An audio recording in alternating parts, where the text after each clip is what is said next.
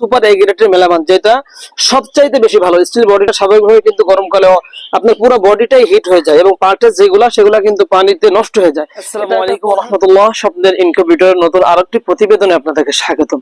প্রিয় দর্শক, স্বপ্নের ইনকিউবেটর থেকে আমি রয়েছি আপনাদের সঙ্গে মোহাম্মদ মনিরুজ্জামান মনির। প্রিয় দর্শক, স্বপ্নের ইনকিউবেটর থেকে আজ আমি আপনাদের সঙ্গে রয়েছি মোহাম্মদ মনিরুজ্জামান মনির।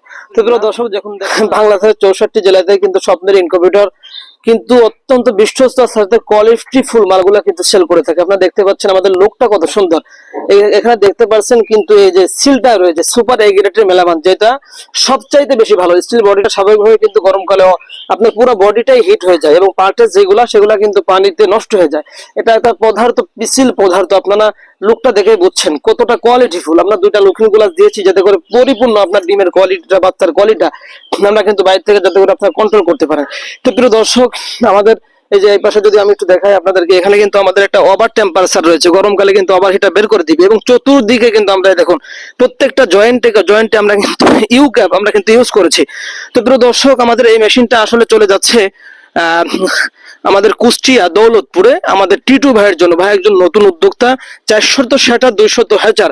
আর যদি কোয়েল পাখি উৎপাদন করতে চায় তাহলে কিন্তু একই মেশিনে একবারে 1200 কোয়েল, একটা লাইভ গ্যারান্টি একটি ইনকিউবেটর কিন্তু ভাইয়ের জন্য আমরা সাজেস্ট করেছি।